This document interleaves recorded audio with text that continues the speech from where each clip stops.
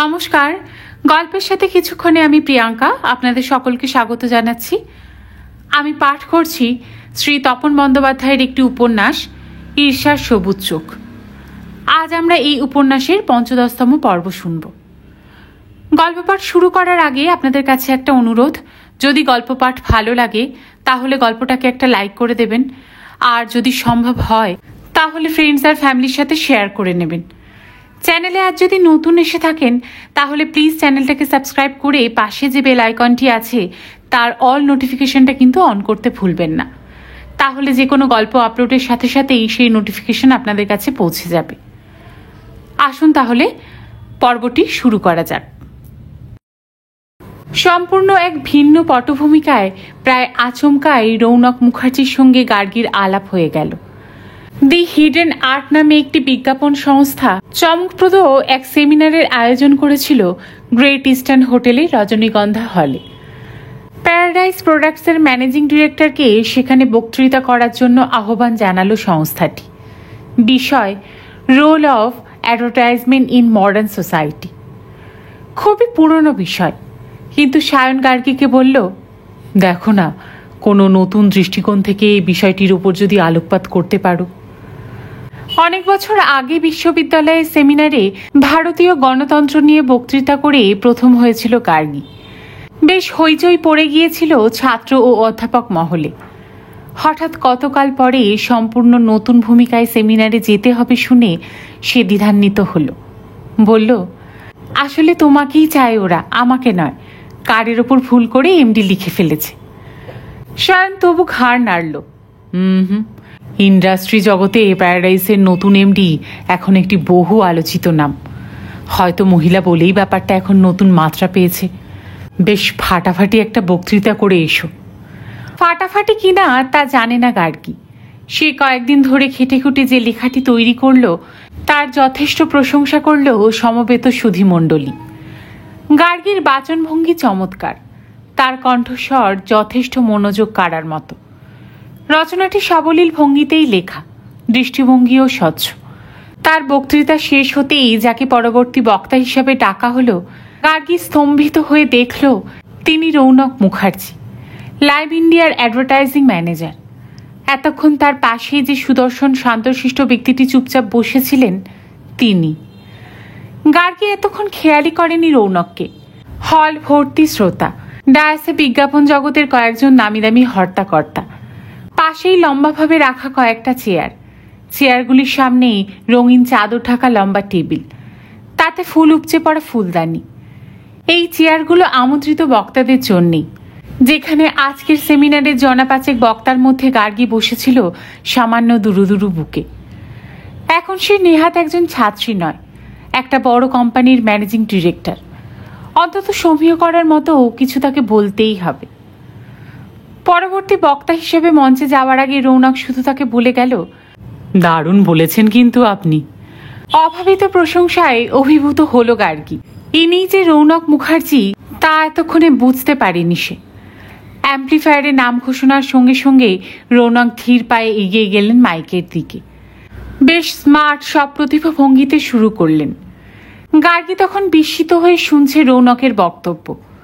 বিজ্ঞাপন যে শুধু প্রচারই নয়, তা এই মুহূর্তে বিশ্বের অন্যতম রুচিবান শিল্প মাধ্যমও।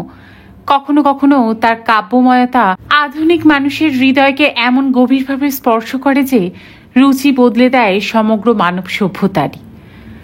প্রায় কবিতার মতোই রৌনকের ভাষা। গৌরবর্ণ সৌম্য চেহারার রৌনক, হাইট সাধারণ বাঙালির তুলনায় একটু বেশি, মাথায় কোকড়া চুল। এহেন রৌনকের কাব্যময় নিবেদন শুনতে শুনতে গার্গীর কেবলই মনে হচ্ছিল ইনি সেই পুরুষ একদা যার প্রেমে পড়েছিল ঐন্দ্রিলা। নিঃশব্দ প্রেমী, তবু ভালোবাসায় ঘাটতি ছিল না একটুও। কিন্তু বিনিময়ে উপেক্ষা ছাড়া আর কিছুই পায়নি বেচারি। অন্য এক নারীর প্রেমে এতই ওতপ্রোত ছিলেন রৌনক যে নিঃশব্দে সরে আসতে হয়েছিল ঐন্দ্রিলাকে। তা অবশ্য হতেই পারে, প্রেমের নিয়মই তাই। কিন্তু আশ্চর্য এই যে বিয়ের পরও ঐন্দ্রিলা একটা সম্পর্ক বজায় রেখে চলেছিল রৌনক মুখার্জির সঙ্গে। কী সম্পর্ক তা গার্গী পুরোপুরি বুঝতে পারিনি এখনো। ঐন্দ্রিলার সেই ডায়েরিতে কতটুকুই বা আর লেখা ছিল, তা এমনই দুর্বোধ্য ও দ্ব্যর্থবোধক যে সেই পুরুষটি রৌনকই কিনা তা বোঝা সম্ভব হয়নি গার্গীর পক্ষে।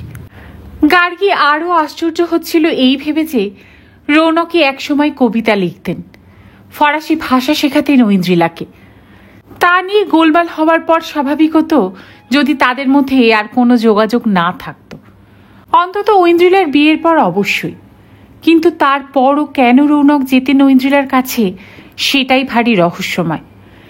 বিশেষ করে যে রাতে ঐন্দ্রিলা খুন হয় সেদিন সন্ধ্যের পর তার কাছে গিয়েছিলেন এই পুরুষটি। কেন গিয়েছিলেন তা একমাত্র রৌনকই এখন বলতে পারেন। ভাবতে ভাবতে গার্গী সিদ্ধান্ত নিল যে করেই হোক রৌনকের সঙ্গে তার একটা বোঝাপড়া হওয়া দরকার। ঐন্দ্রিলা হত্যা রহস্যের উৎস খুঁজতে গিয়ে গত কয়েকদিন হাজারো সমস্যার গভীরে তাকে প্রবেশ করতে হয়েছে।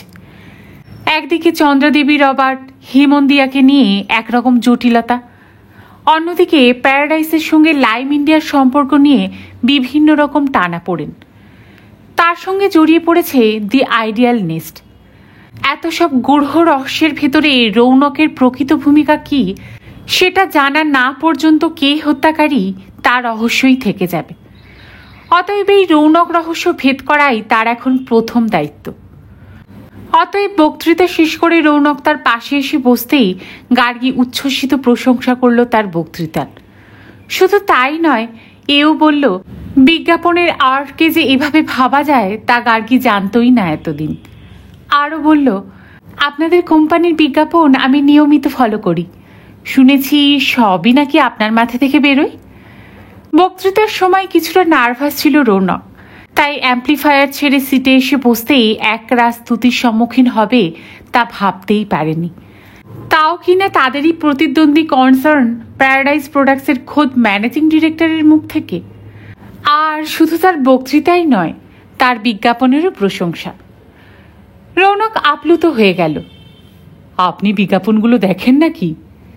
দেখতেই হয়, কারণ দুই কনসার্নের একই তো প্রোডাক্ট।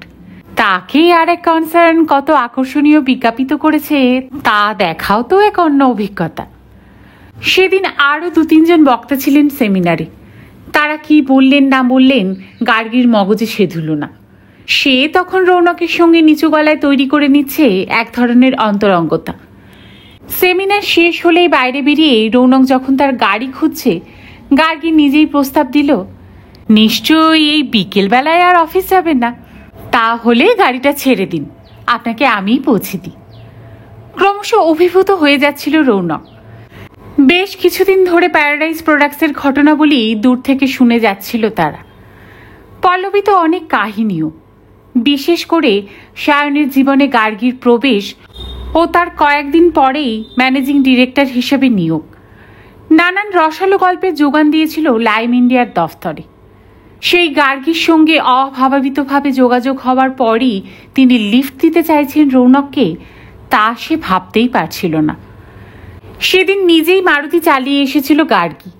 সামনের সিটে রৌনক বসতেই চাবি ঘুরিয়ে জিজ্ঞাসা করল, কোথায় যেতে হবে? চেতলার রামকৃষ্ণ পরমহংস দেব রোডে রৌনকের ছোট্ট ফ্ল্যাট। গার্গীকে তা বলতেই সে দ্রুত স্টিয়ারিং ঘুরিয়ে বেরিয়ে এলো গ্রেট ইস্টার্ন হোটেলের সামনে থেকে। দুরন্ত বেগে রেড রোড দিয়ে প্রায় উড়ে যেতে যেতে বলল, বিজ্ঞাপনের ব্যাপার স্যাপার নিয়ে আপনি খুবই ভাবেন, তাই না? খুবই। সামান্য হাসল রৌনক। আপনাকে ধন্যবাদ যে আপনি ওগুলো লক্ষ্য করেছেন এবং প্রশংসাও করলেন তার। গার্গী ঠোঁট টিপে হাসল। ভালো যে কোনো কিছুরই প্রশংসা করা উচিত। তা হয়তো উচিত, কিন্তু কোনো প্রতিযোগী কনসার্নের এমডি তার প্রশংসা করেছেন সেটা আমাদের দেশে অন্তত ভাবা যায় না। এত প্রতিদ্বন্দ্বিতা থাকে পরস্পরের মধ্যে। প্রতিদ্বন্দ্বিতা থাকা কিন্তু স্বাস্থ্যের লক্ষণ, কিন্তু ঈর্ষা থাকা ভালো নয়। গার্গী হঠাৎ দুম করে বলে ফেলল। বলেই একবার রৌনকের মুখের প্রতিক্রিয়া লক্ষ্য করল। রৌনকের অবশ্য কোনো প্রতিক্রিয়া হলো না, বরং সে হেসে বলল, রাইট ইউ আর ম্যাডাম, আমিও তাই মনে করি। কিন্তু আপনার বক্তব্যের সঙ্গে আমাদের কোম্পানির চেয়ারম্যানের বক্তব্যের কত তফাৎ। তাঁর মুখ দিয়ে কখনোই প্যারাডাইস সম্পর্কে এক পংক্তি প্রশংসাও বেরোবে না। তিনি উচ্ছ্বাসের বশে আরও কিছু বলতে গিয়েও থেমে গেল রৌনক। মুহূর্তে হেমজ্যোতি সিংহ রায়ের বেটেখাটো গোল শরীর আর ক্রুদ্ধ মুখখানা ভেসে উঠতেই তার জিভ জড়িয়ে গেল হঠাৎ। How is your chairman? শুনেছি তিনি খুব কড়া ধাতের মানুষ। খুবই কড়া ধাতের, রৌনক এতক্ষণে বলেই ফেলল। এমনই করা যে কখন আমাদের চাকরি আছে আর কখন নেই আমরা কেউই তা জানি না। সেদিন শুনলাম আপনাদের প্রোডাকশন ম্যানেজারকে হঠাৎ স্যাক করে দিয়েছেন চেয়ারম্যান। হ্যাঁ, শুধু তাকেই নয়, চেয়ারম্যান এখন এমন বিধ্বংসী মূর্তিতে আছেন যে কোনো অফিসারকে যে কোনো সময় স্যাক করে দিতে পারেন। এইসব প্রাইভেট কোম্পানিতে চাকরি করা যে কী ঝকমারি তা যারা কাজ করে তারাই জানে। প্রতিদিন সকালে অফিসে বেরোনোর সময় মনে হয় সন্ধেবেলা চাকরি নিয়ে বাড়ি ফিরতে পারবো তো। যে কোনো মুহূর্তেই হয়তো ডিসচার্জ লেটার ধরিয়ে দেওয়া হবে, your service is no longer required in company. রেসকোর্সের পাশ দিয়ে তুমুল বেগে ছুটতে ছুটতে গার্গী বলল, তাহলে তো খুব টেনশনে কাটাতে হচ্ছে আপনাদের। ভীষণ।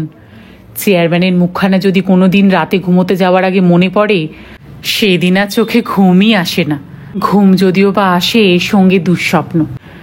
গার্গীর হাসিও পাচ্ছিল, কষ্টও হচ্ছিল। তাহলে তো বেশ ভীতিপ্রদ ব্যাপার। মানে আপনাদের চেয়ারম্যান? রৌনক হরহর করে তার ক্ষোভ উপচে দিল গার্গীর কাছে। বলতে পারেন একেবারে গ্রে হাউন্ডের মতো, পারলে ঝাঁপিয়ে পড়েই টুটি ছিঁড়ে ফেলেন। রাহুল রায় স্যাক্ট হয়ে বেঁচেই গেছেন মনে হচ্ছে। আপনিও কি চাকরি চেঞ্জ করার কথা ভাবছেন? গার্গীর প্রশ্নে এবার বিভ্রান্ত হলো রৌনক। চাকরি চাইলেই কি পাওয়া যায় নাকি? গার্গী ঘাড় ফেরালো রৌনকের দিকে। যদি পাওয়া যায় তাহলে কি করবেন? রৌনক কিছু উত্তর দেওয়ার আগেই ঘ্যাচ করে ব্রেক কষতে হলো গার্গীকে। ততক্ষণে চিড়িয়াখানার সামনে এসে পৌঁছেছে তারা। বিকেলে চিড়িয়াখানা থেকে পিলপিল করে লোক বেরোচ্ছে, তাতে সামান্য জ্যাম হয়েছে জায়গাটায়। হঠাৎ কাকে দেখে যেন রৌনক চেঁচালো, আরে রায় সাহেব! হালকা ব্লু রঙের শার্ট, ডিপ ব্ল্যাক প্যান্ট পরনে একজন অনূর্ধ্ব 40 ব্যক্তির উদ্দেশ্যে হাত বাড়ালো রৌনক। কি ব্যাপার এখানে? লোকটির মুখের দিকে তাকিয়ে চমকে উঠল গার্গী। আরে, খুব চেনা চেনা মুখ, কোথায় যেন দেখেছে কদিন আগে। লোকটি কিছু বলার আগেই গার্গীর সামনে ভিড় পাতলা হতে শুরু করেছে। পেছনের গাড়ি পিক পিক শব্দ করতেই গার্গী গাড়ি চালাতে শুরু করে রৌনককে জিজ্ঞাসা করল, গাড়ি সাইড করে দাঁড়াবো, কথা বলবেন? রৌনক জানলা দিয়ে হাত বাড়িয়ে হাত নাড়ল ভদ্রলোককে। তারপর গার্গীর দিকে তাকিয়ে বলল, না, কালই দেখা হয়েছিল ওর সঙ্গে, নিশ্চয়ই কোনো কাজে এসেছিলেন এদিকে। কৌতূহল চাপতে পারল না গার্গী। কে ভদ্রলোক? চেনেন না ওকে? উনি তো রাহুল রায়, চাকরি হারিয়ে ভারী বিপদে পড়েছেন। প্রায় স্তম্ভিত হয়ে গেল গার্গী। ইনি রাহুল রায় নাকি? কি অদ্ভুত! কিন্তু নিজেকে যথাসম্ভব উদাসীন রেখে বলল, এখন কি করছেন ভদ্রলোক? একটা নতুন ফ্যাক্টরি করতে চাইছেন, তারই চেষ্টায় এখানে ওখানে ঘুরে। গার্গী হঠাৎ তুম করে জিজ্ঞাসা করল, he is a family man? Raunak বিস্মিত হলো। হ্যাঁ, ওর এক ছেলে এক মেয়ে আছে। পরক্ষণে কি যেন ভেবে প্রসঙ্গ পরিবর্তন করে গার্গী বলল, আচ্ছা, আপনি তো জব চেঞ্জ করতে চাইছেন। যদি প্যারাডাইজ প্রোডাক্টস আপনাকে চাকরি অফার করে, তাহলে আপনি কি অ্যাকসেপ্ট করবেন? প্যারাডাইজ? রৌনক আচমকা ধাক্কা খেয়ে নড়ে চড়ে বসল যেন। প্রস্তাবটা তার কাছে এতই আকস্মিক, সে চমকে উঠল। চমক কাটিয়ে বলল, কিন্তু আপনাদের তো অ্যাডভার্টাইজিং ম্যানেজার আছেন, মধুমন্তী। মধুমন্তী চাকরিটা ছেড়ে দিতে পারে তো। মধুমন্তী চাকরি ছেড়ে দেবে? অমন স্যালারি, আপনার মতো ম্যানেজিং ডিরেক্টর, সায়ন চৌধুরীর মতো চেয়ারম্যানকে ছেড়ে? Are you interested in paradise? Gargi আবার আগের প্রশ্নে ফিরে গেল। তখনও প্রবল বিস্ময়ে ডুবে আছে রৌনক। গার্গী এমনই আচমকা তাকে প্রস্তাবটি দিয়েছে যে সামান্যতম সময়ও নেই ভাবার। বলে ফেলল, নিশ্চয়ই। আপনার মতো এমডির কাছে কাজ করতে পারাটা নিঃসন্দেহে এক অন্য অভিজ্ঞতা। এতক্ষণ কথা বলে তাই বুঝলেন নাকি? আমাদের কোম্পানিতে প্রথমে কিন্তু অন্য রিয়াকশন হয়েছিল। অনেকেই মহিলা ম্যানেজিং ডিরেক্টরকে মেনে নেওয়ার বিষয়ে আড়ালে কানাকানি করেছিলেন। আপনার সেরকম কিছু মনে হচ্ছে না? রৌনক হাসল। না, আমার সেরকম খুঁতখুঁতনি নেই। আমি যেখানেই কাজ করি, যার কাছেই কাজ করি, আমার যতটুকু মেধা সবটুকুই ঠেলে দিই কাজে। সেক্ষেত্রে আমার বস মহিলা না পুরুষ, সে ব্যাপারে আমার আলাদা কোনো রকম রিয়াকশন নেই। অন্তত আপনার সঙ্গে আলাপ হওয়ার পর তো মোটেই নেই। যদি আজ আপনাকে না চিনতাম, মানে একেবারে অপরিচিত হলেও আপনার সম্পর্কে খোঁজ খবর নিতাম। কী রকম খোঁজ খবর নিতেন? রৌনক ইতস্তত করে বলল, আসলে মহিলারা অনেক সময় ডমিনেটিং হন, সেক্ষেত্রে তার অধীনে কাজ করাটা কিছুটা অস্বস্তিকর। তবে আপনি সেরকম নন। আমাকে একদিন দেখেই বুঝতে পারলেন আমি ডমিনেটিং নই? মহিলাদের সঙ্গে কিছুক্ষণ কথা বললেই আমি বুঝতে পারি। ন্যাশনাল লাইব্রেরি এভিনিউ ক্রস করে গার্গী তখন এসে পড়েছে আলিপুর ট্রাম রাস্তার ক্রসিংয়ে। আবার একটু জ্যামের মুখোমুখি। গার্গী গাড়ি থামিয়ে হেসে উঠে বলল, বাহ, তাহলে তো আপনাকে একজন মহিলা বিশেষজ্ঞ বলা যায়। রৌনক হঠাৎ ভীষণ লজ্জা পেয়ে গেল। কথাটা তার একটু অন্যরকমভাবে বলা উচিত ছিল, অন্তত একজন মহিলার সামনে। হেসে বলল, যদি কিছু মনে না করেন তো জিজ্ঞাসা করি, চাকরির ব্যাপারটা কি সত্যি বললেন নাকি যোগ করলেন? গার্গী সামান্য গম্ভীর হলো। রৌনক তৎক্ষণাৎ বলল, না, মানে আমার চাকরি সত্যিই দরকার। লাইম ইন্ডিয়ায় বোধহয় আর বেশি দিন চাকরি করা যাবে না। কোম্পানির অবস্থা যা টালমাটাল। তেমনই গম্ভীর হয়ে গার্গী উত্তর দিল, অন্তত চাকরির ব্যাপারে কারো সঙ্গে যোগ করতে নেই। চাকরি মানে রুজি রোজগারের ব্যাপার। মধুমন্তী চাকরিটা ছেড়ে দেবে শিগগির, অন্তত আমার কাছে সেই রকমই রিপোর্ট এসেছে। 2-4 দিনের মধ্যেই জানতে পারবো বলে মনে হচ্ছে। তাই আপনার ভিউজটা নিয়ে রাখলাম। তবে কোম্পানির অবস্থার কথা যদি বলেন, জেনে রাখুন প্যারাডাইসের অবস্থাও কিন্তু খুব একটা ভালো নয়। লাইম ইন্ডিয়ার চেয়ে অনেক ভালো, আপাতত তাই মনে হচ্ছে। কিন্তু পরপর এমন ঝড়ঝাপটা আসছে, কতদিন কোম্পানি টিকবে বলা মুশকিল। রৌনক আশ্চর্য হলো যেন। তাই? কেন, আপনি কিছু শোনেননি? গার্গী এবার সতর্ক দৃষ্টিতে তাকালো রৌনকের দিকে। হ্যাঁ, কিছু কিছু কানে আসে বটে। সেদিন একটা অ্যাক্সিডেন্ট হয়েছে জিটি রোডের ওপর, 1 ট্রাক মাল লুট হয়েছে। আর কিছু শোনেননি? হ্যাঁ, আমাদের কোম্পানির একজন সুপারভাইজার খুন হয়েছে প্যারাডাইস প্রোডাক্টসের ফ্যাক্টরির ঠিক পেছনে। তাই নিয়েও তো খুব গোলমাল হয়েছে। জ্যামে আটকে পড়ে তখন গরমে হাঁসফাঁস করছে সবাই। রৌনক পকেট থেকে রুমাল বার করে ঘাড় গলা মুছছে। গার্গী তীক্ষ্ণ দৃষ্টিতে তাকিয়ে দেখল রৌনকের দিকে। গরমে ঘামছে নাকি উত্তেজনায়? গার্গীর প্রশ্নগুলো তো তাকেই লক্ষ্য করে। এইসব নিয়ে আপনাদের কোম্পানিতে কোনো আলোচনা হয় না? হয় না আবার। আমাদের কিছু কিছু লোক আছে যারা প্যারাডাইসের বিপদে খুব খুশি হয় আর সমৃদ্ধিতে বিমর্ষ হয়। আপনার কি মনে হয় কেন এত সব ঘটছে প্যারাডাইসে? বলে গার্গী তার এক্সরে আই সেধিয়ে দিল রৌনকের মুখের প্রতিক্রিয়া বুঝতে। রৌনক অবাক হয়ে তাকালো গার্গীর দিকে, বলল, কি আর মনে হবে, কখনো কখনো এরকম খারাপ সময় সব কোম্পানিতেই আসে। প্যারাডাইসের খারাপ সময় এলে তো লাইম ইন্ডিয়ারই লাভ, তাই না? মাঝখানে শুনলাম লাইম ইন্ডিয়ার তরফ থেকে হুইসপারিং ক্যাম্পেইন চলছে প্যারাডাইসের বিরুদ্ধে। রৌনক গার্গীর দিকে তাকালো। ঠিকই শুনেছেন, আমাদের চেয়ারম্যান তো একদিন মিটিংয়েই বললেন প্যারাডাইস বসে গেলেই লাইম ইন্ডিয়ার লাভ। এই ব্যাপারে আমাদের প্রোডাকশন ম্যানেজার মানে রাহুল রায়, ওই একটু আগে যাকে দেখলেন, চেয়ারম্যানকে খুব তাতিয়েছিলেন সেই সময়। তাই নাকি? হ্যাঁ, আমাকেও তাতাতেন খুব, বলতেন ক্র্যাশ দেম, ভেঙে গুড়িয়ে দিন প্যারাডাইসের স্বর্গ। আসলে রাহুল রায় তখন চেয়ারম্যানের চক্ষুশূল। আমাদের প্রোডাক্ট তখন প্যারাডাইসের প্রোডাক্টের পাশে মার খাচ্ছে, বিক্রি ডাউন হচ্ছে রোজ রোজ।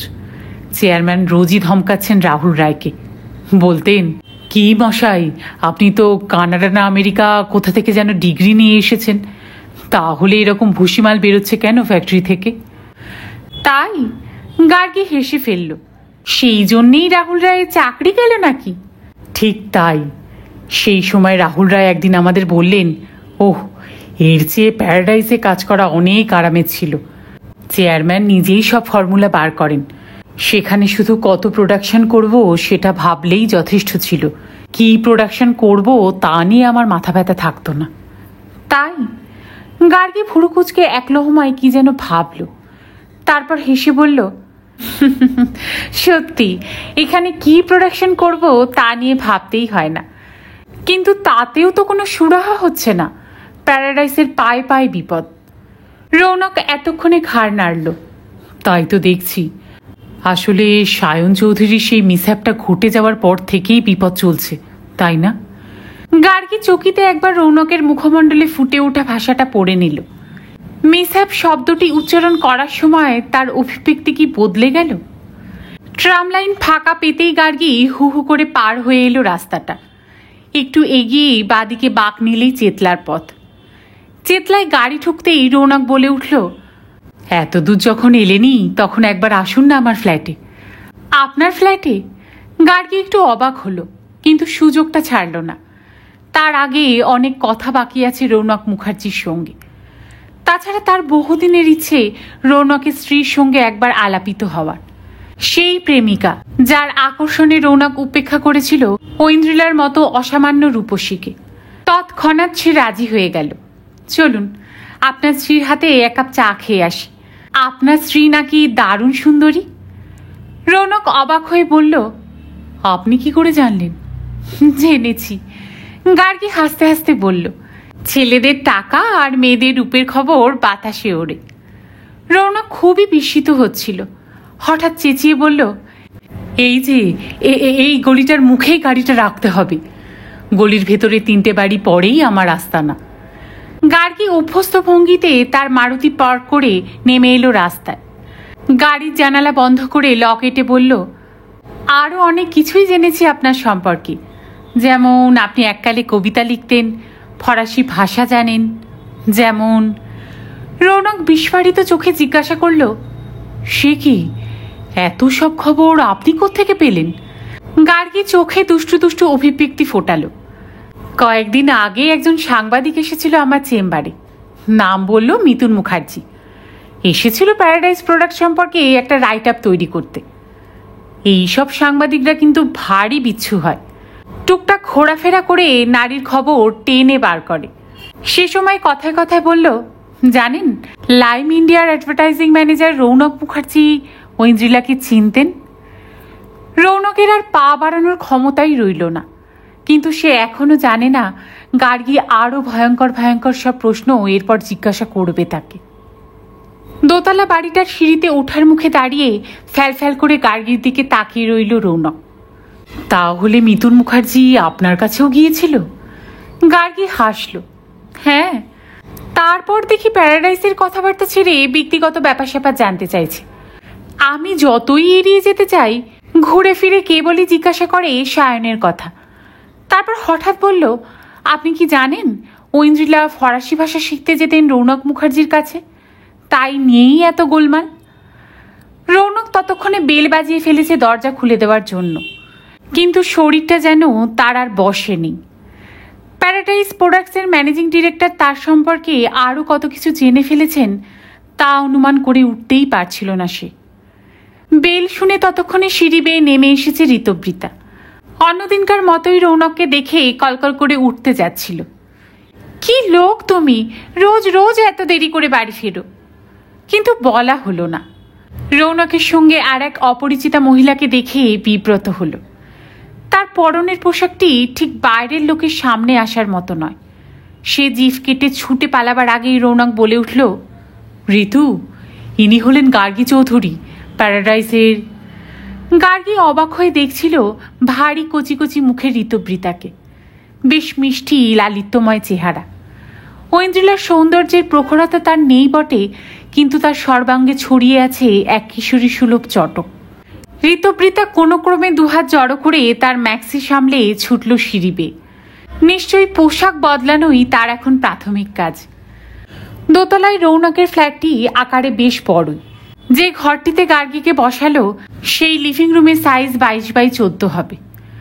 এক কোণে সুদৃশ্য সোফা সেটে গা এলিয়ে দিতে দিতে গার্গী তাকালো রৌনকের দিকে। বেশ বড় ফ্ল্যাট তো। হ্যাঁ, ওপাশে একটা বেডরুম আছে, সেটাও বেশ বড়। সামনে যে ঘরটা দেখতে পাচ্ছেন ওটাই ডাইনিং, তার ওপাশে কিচেন। মডার্ন ফ্ল্যাটগুলোর তুলনায় বেশ বড়ই। ছিমছাম ঘরখানায় নজর রাখতে রাখতে গার্গী হঠাৎ বলল, ঐন্দ্রিলা কি এখানেই আসতো ফরাসি ভাষা শিখতে? প্রায় বজ্রপাত হওয়ার মতোই চমকে উঠল রৌনক। চকিতে একবার তার বেডরুমের দিকে তাকালো। ঋতবৃতা নিশ্চয়ই পোশাক বদলাতে ঢুকেছে ওই ঘরে। দরজা ভেতর থেকে বন্ধ। কিন্তু গার্গী চৌধুরী এখনো সেই আলোচনা চালিয়ে যাচ্ছেন দেখে ভীষণ সন্ত্রস্ত হলো। আস্তে করে বলল, মিথুন মুখার্জি এত সব খবর জানলো কি করে? রৌনককে বিব্রত হতে দেখে গার্গী ভীষণ কৌতুক অনুভব করছিল। রৌনককে এখন তোপের মুখে বসিয়ে ক্রমাগত চাপ সৃষ্টি করবে বলেই প্রসঙ্গটা সে আবার তুলেছে। রৌনক নিশ্চয়ই চাইবে না তার স্ত্রীর কানে এসব আলোচনা ঢুকুক। গার্গীও চায় না। রৌনককে চাপে রাখতে হলে ঋতবৃতাকে এইভাবে কিছুটা নিরাপদ দূরত্বে রেখেই পরপর তীর ছুটতে হবে তাকে। একমাত্র এইরকম ব্ল্যাকমেলেই তার পেট থেকে কথা বার করা সম্ভব। সরলভাবে হেসে বলল, বললাম না সাংবাদিকরা ডেঞ্জারাস হয়। আমার সম্পর্কেও অনেক কথা জেনেছি। কি করে জানলো ভেবেও আমি অবাক হয়ে যাচ্ছি, যেমন আপনি অবাক হচ্ছেন। আরও কি বলল জানেন? বলল ঐন্দ্রিলার সঙ্গে আপনার নাকি একটা লাগভাগ ছিল। রৌনক চমকে উঠে বলল, লাগভাগ মানে? শব্দটা আমার কানেও নতুন লেগেছিল। বলল, তার মানে একটা ভালোবাসাবাসির মতো ব্যাপার, অথচ ঠিক বৈধ নয়। রৌনক প্রতিবাদ করল, যদিও নিচু স্বরে। মিথুন মুখার্জি তাহলে ঠিক বলেননি। ঐন্দ্রিলার সঙ্গে আমার সম্পর্ক ছিল শিক্ষক এবং ছাত্রী। ঐন্দ্রিলা শ্রদ্ধাই করতো আমাকে, তাকে ভালোবাসা বলে না। গার্গী তীক্ষ্ণ চোখে তাকালো রৌনকের দিকে। আর আপনি? আমিও তাকে ছাত্রীর মতোই দেখেছি বরাবর। জিভে চুকচুক শব্দ করল গার্গী। কি মিথ্যুক দেখেছেন সাংবাদিকগুলো। কিন্তু জানেন, আমাকে আবার বলল রৌনক মুখার্জি ফরাসি ভাষায় চিঠি লিখেছিলেন ঐন্দ্রিলাকে, আর ঐন্দ্রিলার বাবা চিঠির সম্বোধন পড়েই বুঝেছিলেন সেটি প্রেমপত্র। তারপর ঐন্দ্রিলাকে আর ফরাসি ভাষা শিখতে দেননি। ঘটনাটা কি ঠিক মিস্টার মুখার্জি? রৌনক ভীষণ বিব্রত হয়ে পড়ছিল ক্রমশ। এখন যে কোনো মুহূর্তে ঋতবৃতা বেরিয়ে আসবে ও ঘর থেকে। সন্ত্রস্ত চোখে এদিকে ওদিকে তাকিয়ে বলল, ওই ঘটনাটাও ঠিক নয়। যে কাগজের টুকরোটিকে ঐন্দ্রিলার বাবা চিঠি বলে মনে করেছিলেন, আসলে তাতে লেখা ছিল একটি ফরাসি কবিতা। কবিতাটির নাম ছিল মন আমুর, বাংলায় যার অর্থ হয় আমার ভালোবাসা। কবিতার শিরোনাম দেখে উনি ধরে নিয়েছিলেন এটি একটি সম্বোধন। পুরো কবিতাটি তিনি যদি বুঝতে পারতেন তাহলে কখনোই সেটাকে প্রেমপত্র বলতেন না। তাই? গার্গী অবাক হলো। পরক্ষণে এসে তার পরবর্তী প্রশ্নে চলে গেল, তাহলে মিথুন মুখার্জি কেন বলল বিয়ের পরেও ঐন্দ্রিলা আপনার সঙ্গে নিয়মিত যোগাযোগ করত? আপনি নাকি যেতেন তাদের বাড়ি? মিথ্যে কথা। রৌনক এতক্ষণ নিচু খাতে কথা বলছিল, হঠাৎ আর নিজেকে ধরে রাখতে পারল না। Mithun Mukherjee is a damn liar. আপনাকে সমস্ত আজে বাজে কথা বলেছে। আমি কখনোই ঐন্দ্রিলার বাড়িতে যাইনি। ওই কখনো সখনো ফোন করতো আমাকে। কেন ফোন করতো কেন? গার্গী রৌনকের অভিব্যক্তি জরিপ করছিল প্রখর দৃষ্টিতে। সে অনেক ব্যাপার। কে একজন লোক নাকি প্রায় বিরক্ত করতো তাকে, কিছুতেই তার হাত থেকে নিস্তার পাচ্ছিল না। গার্গী হুমড়ি খেয়ে পড়ল। আপনি জানেন কে বিরক্ত করতো তাকে? তা কখনো বলেনি, কিন্তু প্রায়ই বলতো, কি করি বলো তো রুনুদা, সময় নেই, অসময় নেই, সায়ন বাড়িতে না থাকলেই দরজায় এসে ঘা দেবে। কিন্তু লোকটাকে তা বলেনি। রৌনক কিছু জবাব দেওয়ার আগেই হঠাৎ ওদিকের ঘর থেকে সামান্য বিব্রত অথচ হাসি হাসি মুখ করে বেরিয়ে এলো ঋতবৃতা। গাঢ় ম্যাজেন্ডা রঙের একটা শিফন শাড়িতে ওতপ্রোত হয়ে এসে বলল, sorry Mrs Chowdhury, mister Mukherjee আমাকে একবারও জানাননি যে আপনি সঙ্গে আসবেন। গার্গী হাসল। মুহূর্তে ঠিক করে নিল ঋতবৃতাকে আরও কিছুক্ষণ পর্দার আড়ালে রাখা দরকার। বলল, সরি হওয়ার কিছু নেই, কারণ আমার এখানে আসাটা একেবারেই আকস্মিক। তবে বেশিক্ষণ বসতে পারবো না। তার আগে এক কাপ চা খাওয়াবেন? অবশ্যই। ঋতবৃতা মুহূর্তে ব্যস্ত হয়ে পড়ল। অবাকও হলো কিছুটা, কারণ অতিথি নিজেই উদ্যোগী হয়ে চা খেতে চাইছেন। রৌনককেও তৎপর হয়ে উঠতে হলো। শুধু চা নয়, কিন্তু সেমিনার হল থেকে সোজা এসেছেন উনি। ঋতবৃতা আর বসে গল্প করার সময় পেল না। চা এবং টায়ের আয়োজন করতে ছুটতে হলো কিচেনে। তাতে গার্গী নিশ্চিন্ত হলো। অন্তত মিনিট 15-20 আগে এ চত্বরে ঋতবৃতাকে আর আসতে হচ্ছে না।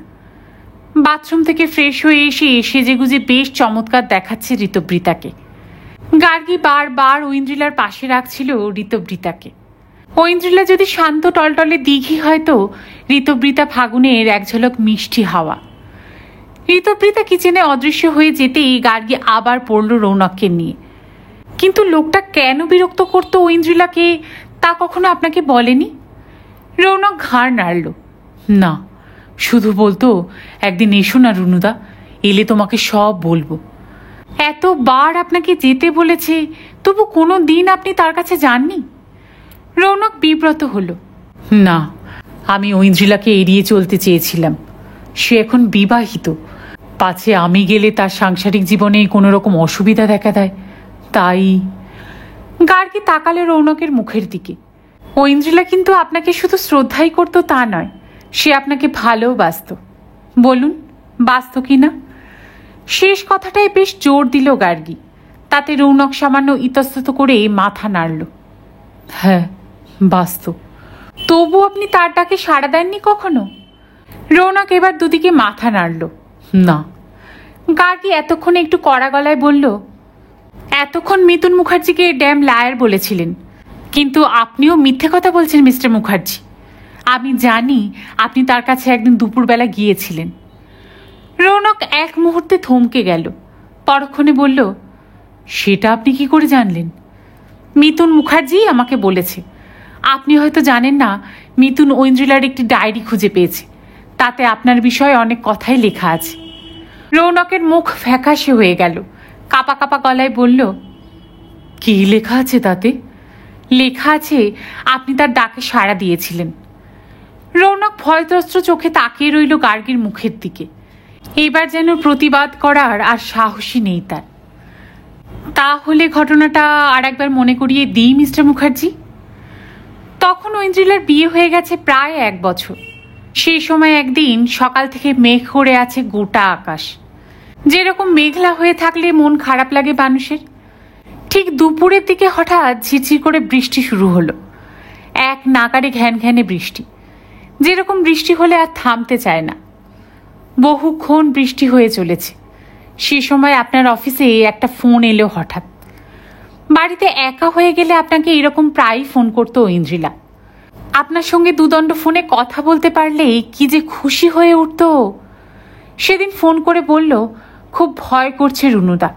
সেই লোকটা একটু আগে এসে একবার দরজায় ধাক্কা দিয়ে গেছে, বলেছে আবার আসবে। আগেও এরকম 2-4 বার আপনাকে ডেকেছে ঐন্দ্রিলা, কিন্তু আপনি কখনো যাননি। সেদিন ঝিরিঝিরি বৃষ্টির দিনে আপনি কিন্তু আর এড়াতে পারেননি তার ডাক। তাছাড়া হয়তো তার কণ্ঠস্বরে কিছুটা ভয়ের এসেছিল, যা শুনে আপনিও স্থির থাকতে পারেননি।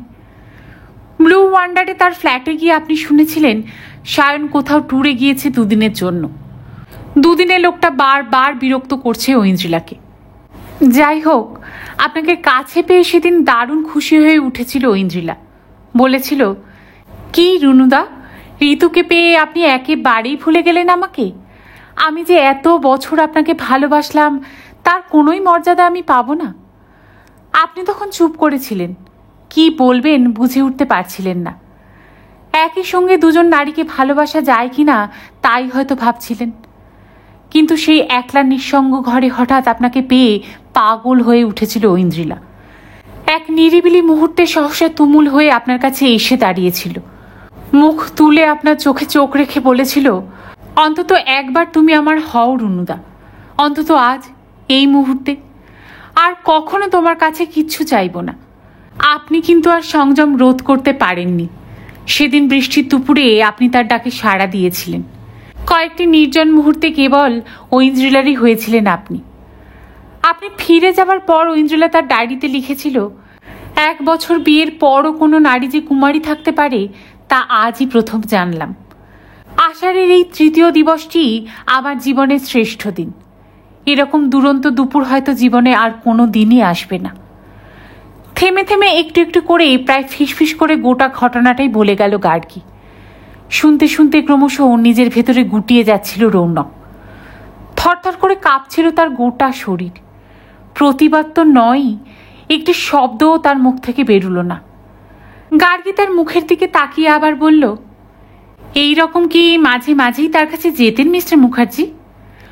রৌনক প্রায় ভেঙে পড়ল। বিশ্বাস করুন, এরপর আর কোনো দিনই যায়নি। ওদিকে কিচেন থেকে তখন কড়াইতে ছ্যাঁক করে শব্দ আসছে, যেন রৌনকই ভাজা ভাজা হচ্ছে গার্গীর চোখের আগুনে। ঋতব্রীতের নিশ্চয়ই মাননীয় অতিথির অভ্যর্থনায় ব্যস্ত সমস্ত হয়ে আছে খুবই। হয়তো একটু পরেই লোভনীয় খাদ্য সামগ্রী নিয়ে আবির্ভূত হবে মঞ্চে। তার আগেই গার্গী সতর্ক দৃষ্টিতে হামলে পড়ল তার সামনে বসা শিকারীর ওপর। অন্তত আরও একদিন আপনি তার কাছে গিয়েছিলেন মিস্টার মুখার্জি, এই বছর 5ই এপ্রিল সন্ধ্যের পর, আর সেই রাতেই ঐন্দ্রিলা খুন হয়। রৌনক ঠকঠক করে কাঁপতে কাঁপতে বলল, বিশ্বাস করুন, সেদিন ঐন্দ্রিলার কাছে গিয়েছিলাম ঠিকই, কিন্তু কিন্তু আমি তাকে খুন করিনি। বলুন তো, ঠিক কটার সময় গিয়েছিলেন আপনি ওদের বাড়িতে? গলা শুকিয়ে আসছে রৌনকের, বুকের ভেতরে হাতুড়ির শব্দ। তার মধ্যে ফ্যাসফ্যাসে গলায় বলল, রাত 8টার একটু পরেই। দুপুরের দিকে ফোন করে বলেছিল মিস্টার চৌধুরীর ফেরার কথা ছিল আজ সকালে, এখনো ফেরেনি। ভীষণ দুশ্চিন্তা হচ্ছে রুনুদা। তাছাড়া সে লোকটা আবার রাতে আসবে বলেছিল, তুমি থাকলে একটু সাহস হয়। গার্গীর চোখ তীক্ষ্ণ থেকে তীক্ষ্ণতর হয়ে উঠেছে। তারপর রৌনক মাথা নাড়ল। ব্লু ওয়ান্ডারের সামনে পৌঁছে গেট খুলে ভেতরে ঢুকতে যাব, হঠাৎ দেখলাম ঐন্দ্রিলার ফ্ল্যাটের সিঁড়ি বেয়ে আরেকজন লোক ওপরে উঠে যাচ্ছে দ্রুত। গার্গীর নিঃশ্বাস বন্ধ হয়ে এলো। তারপর আমি থমকে দাঁড়ালাম গেটের কাছে। মনে হলো সায়ন চৌধুরী ফিরে এসেছেন ট্যুর থেকে। এই সময় আমার পক্ষে ভেতরে যাওয়াটা একেবারেই বিস্ফোরণের মতো হবে। সায়ন চৌধুরী? এবার গার্গী কাঁপতে লাগলো প্রবলভাবে। কি বলছেন কি মিস্টার মুখার্জি? গেটের কাছে দাঁড়িয়ে দেখলাম লোকটা শটান উঠে ঐন্দ্রিলার ফ্ল্যাটের বেল বাজালো। 1 বার 2 বার 3 বার। অন্ধকারে দাঁড়িয়ে বেল বাজাতে অসহিষ্ণু হয়ে উঠেছিল লোকটা। বেশ কয়েকবার বেল বাজাবার পর ঐন্দ্রিলা এসে দরজা খুলে দিল। তারপর গার্গীর বুক এতক্ষণে হাঁপড়ের মতো ওঠানামা করছে, সে যেন শ্বাস নিতেই পারছে না আর। ঐন্দ্রিলা প্রথমে তার সঙ্গে কিছুক্ষণ ঝগড়া করলো। লোকটা অনুনয় বিনয় করছিল বারবার, ভেতরে ঢুকতে চাইছিল, কিন্তু ঐন্দ্রিলা বলছিল চলে যেতে। লোকটা চলে গেল না, একটু পরেই ঐন্দ্রিলা তাকে পথ ছেড়ে দিল। লোকটা ভেতরে যেতেই ঐন্দ্রিলা দরজা ভেজিয়ে দিল। গার্গী এবার তীব্র শব্দে আছড়ে পড়ল রৌনকের ওপর। আপনি ঠিক দেখেছেন সে সায়ন চৌধুরী? রৌনক গার্গীর দিকে তাকালো। সায়ন চৌধুরীকে আমি কখনো চাক্ষুষ দেখিনি। যেদিন প্রথম ঐন্দ্রিলার কাছে গিয়েছিলাম, ড্রেসিং টেবিলের ওপর রাখা সায়ন ঐন্দ্রিলার একটি ফটোতে তাকে যতটুকু চিনেছি, কিন্তু সায়নের মুখে তো দাড়ি নেই। ঐন্দ্রিলা সেদিন দরজা খোলার পর ঘরের আলোয় যেটুকু দেখতে পেয়েছিলাম, তাতে মনে হয়েছিল লোকটার মুখ ময় দাড়ির জঙ্গল। এতক্ষণে নিঃশ্বাস বন্ধ করে রৌনকের কথা শুনছিল গার্গী। হঠাৎ যেন ঘাম দিয়ে জ্বর ছেড়ে গেল। দাড়ি ছিল? আপনি ঠিক দেখেছেন? রৌনক ঘাড় নাড়ল। হ্যাঁ, ছিল। গার্গী হঠাৎ হুমড়ি খেয়ে পড়ল রৌনকের দিকে। দাড়ির রং আপনার মনে আছে? ধূসর না সোনালি? রৌনক একটু হকচকিয়ে গেল, চোখ বুজে মনে করার চেষ্টা করলো কিছুক্ষণ, তারপর হতাশ হয়ে বলল, অত দূর থেকে ঠিক বুঝতে পারিনি। তাছাড়া বাইরেটা এত অন্ধকার ছিল যে। গার্গী সমস্ত ব্যাপারটা নিজের মনে ভাবলো কিছুক্ষণ, একটু পরে বলল, লোকটা আর বেরোয়নি ঘর থেকে? আমি অনেকক্ষণ অপেক্ষা করেছিলাম, ঐন্দ্রিলা দরজাটা পুরো ভেজায়ওনি। তা আপনি ঢুকে পড়লেন না কেন ভেতরে? লোকটা কি কারণে এসেছে জানতে ইচ্ছে হলো না? না, তার কারণ আমার একবার মনে হয়েছিল লোকটা যদি সায়ন চৌধুরী হন, তিনি তাহলে নিশ্চয়ই আমার উপস্থিতি পছন্দ করবেন না। তাছাড়া যদি কোনো অবাঞ্ছিত ব্যক্তি হতো, তাহলে ঐন্দ্রিলা কেনই বা তাকে ঘরে ঢুকতে দিল? কিছুক্ষণ বোকার মতো দাঁড়িয়ে থাকার পর হঠাৎ ভাবলাম, এভাবে গেটের কাছে অন্ধকারে দাঁড়িয়ে থাকাটা ঠিক নয়।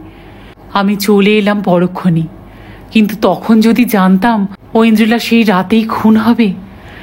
গার্গী আরও কিছু জিজ্ঞাসা করতে যাচ্ছিল, কিন্তু আর সময় দিল না ঋতব্রীতা। প্লেট ভর্তি খাবার আর গরম চায়ের কাপ নিয়ে ঢুকলো ফুরফুর করে। বলল, সরি, খুব দেরি করে ফেললাম, কিন্তু নিশ্চয়ই খুব খিদে পেয়ে গেছে আপনার। এক বিন্দু খিদে তো নেই গার্গীর, বরং তার ভেতরে এক মহাপ্রলয় বয়ে চলেছে তখন। কে ঢুকেছিল সে রাতে ঐন্দ্রিলার ঘরে? সে কি রবার্ট না হিমন? দাড়ির রং সোনালি না ধূসর তা তো বলতে পারলেন না রৌনক। নাকি কালোই? ঐন্দ্রিলার চেনা অন্য কারোর কি ও বাড়িতে সে রাতে আসা সম্ভব? এমন নানান ভাবনার চক্কর খেতে খেতে গার্গী হঠাৎ উচ্ছ্বাসিত হলো ঋতবৃতার কথা শুনে। প্লেটটা যা সাজিয়েছেন তা দেখেই কিন্তু খিদে আরও বেড়ে গেল। মনে হচ্ছে মাঝে মাঝেই আপনার বাড়িতে গেস্ট হতে হবে। এইটুকু প্রশংসাতেই দারুণ খুশি হলো ঋতবৃতা। এখনো মুখে না দিয়েই সার্টিফিকেট দিয়ে দিলেন। কাঁটা চামচ দিয়ে অত বড় ভেজিটেবল কাটলেটটা ভাঙতে ভাঙতে গার্গী বলল, কিছু এমন আহার্য আছে যা মুখে না দিয়েও বলে দেওয়া যায় সুস্বাদু কিনা। বলতে বলতে কাটলেটের খণ্ডটি মুখে ফেলে দ্বিতীয়বার প্রশংসায় ব্যস্ত হয়ে পড়ল। আর সেই মুহূর্তে তার নজর পড়ল ঋতবৃতা তার ম্যাজেন্ডা রঙের শাড়ি ব্লাউজের সঙ্গে কপালের টিপ, ঠোঁটের লিপস্টিক, এমনকি কানের দুলের পাথরটি পর্যন্ত ম্যাচ করিয়েছে। পাথরের রংটি যেন ডালিমের কোয়াই এক একটি। দেখতে দেখতে কেন যেন সহসা অন্যমনস্ক হয়ে গেল সে। তারপর হঠাৎ বলল, আপনার কানের দুলটি তো বেশ, কি দারুণ ম্যাচ করেছে শাড়ি ব্লাউজের সঙ্গে। খুব খুশি হলো ঋতবৃতা। বলল, পছন্দটা কিন্তু আমার নয়, ওর। কবিতা লিখতে তো, তাই রঙের ব্যাপারটা বেশ ভালোই মিলিয়ে কিনে দেয় সব কিছু। গার্গী আশ্চর্য হয়ে জিজ্ঞাসা করল, আরও অনেক রঙের দুল আছে নাকি এরকম ম্যাচ করে পরার জন্য? ঋতবৃতা ডগমগ হয়ে বলল, আরও দুটো রঙের আছে, একটা সমুদ্র নীল আর অন্যটা ফিরোজা। ইস, আর বেগুনি নেই? বেগুনি রং কিন্তু আমার ভীষণ পছন্দ, গার্গী হঠাৎ বলে ফেলল। ঋতবৃতা আশ্চর্য হয়ে বলল, তাই? হ্যাঁ, আমার একজোড়া বেগুনি পাথর সেট করা দুল ছিল, জানেন, তার একটা পাথর কোথায় যে ছিটকে পড়ে গেল আর খুঁজে পাচ্ছি না। অম্লান মতনে মিথ্যেটা বলল গার্গী। ঋতবৃতার ভারী কষ্ট হলো শুনে। বলল, তাহলে কোনো শ্যাকরার দোকান থেকে সেট করে নিন না। গার্গী আবার বলল, কত খুঁজছি কিন্তু কোথাও পাচ্ছি না। ঋতবৃতা হঠাৎ রৌনকের দিকে তাকালো। এই, তোমাদের ওই রায় সাহেবের তো পাথর নিয়ে কারবার, পাথর নিয়ে গবেষণা করছেন, দেখো না ওর কাছে যদি পাওয়া যায়। রৌনক তৎক্ষণাৎ ঘাড় নাড়ল। রায় সাহেব তো গ্রহ নক্ষত্র নিয়ে নাড়াচাড়া করেন, সে পাথর আর এই পাথর তো এক নয়। গার্গী উৎসুক হলো। কোন রায় সাহেব? রৌনক হাসল। ওই যে আমাদের এক্স প্রোডাকশন ম্যানেজার, বেচারির অবস্থা এখন খুব খারাপ। চাকরি হারিয়ে এখন আরও বেশি করে গ্রহ নক্ষত্র নিয়ে পড়েছেন।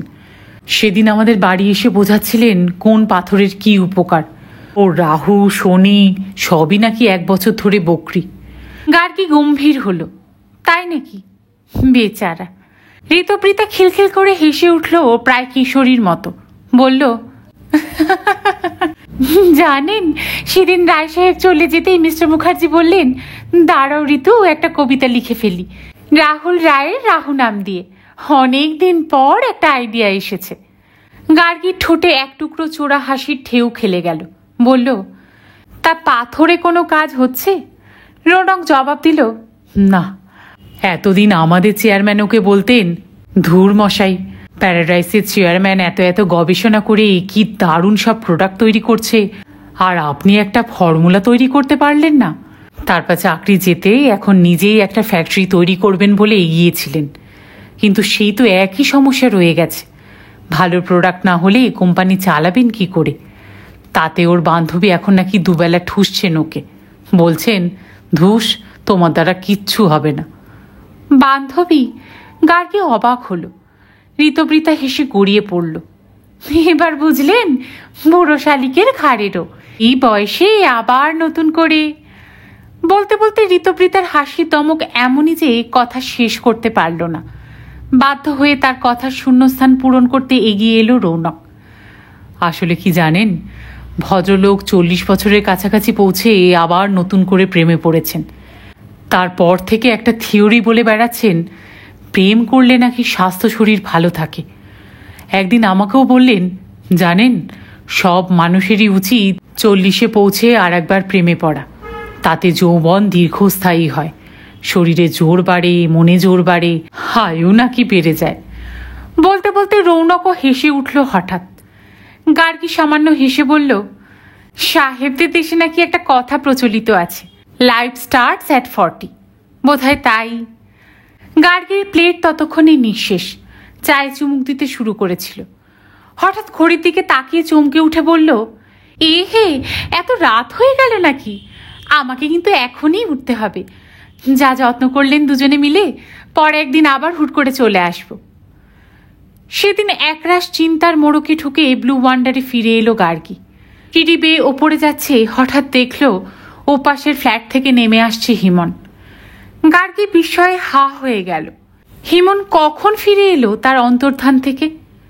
গার্গীকে দেখে যথারীতি পায়ে পায়ে পিছু হাঁটছিল হিমন, কিন্তু গার্গী আজ তাকে ছাড়ল না। হঠাৎ তার দিকে ধাওয়া করল। একেবারে উপরের ধাপে পৌঁছেই সপাটে একখানা থাপ্পড় কষালো হিমনের গালে। আর আশ্চর্য, অত বড় শরীরটা গার্গীর এক ঘাই আছড়ে পড়ল দরজার গায়ে। সে সামলে ওঠার আগেই গার্গী বাঘিনীর মতো ঝাঁপিয়ে পড়ল তার ওপর। কলার চেপে ধরে বলল, যা জিজ্ঞাসা করছি ঠিক ঠিক জবাব দাও, একটু এদিক ওদিক হলেই। হিমন জড়ানো গলায় হড় হড় করে উত্তর দিতে লাগলো তার 1,00,000 প্রশ্নের।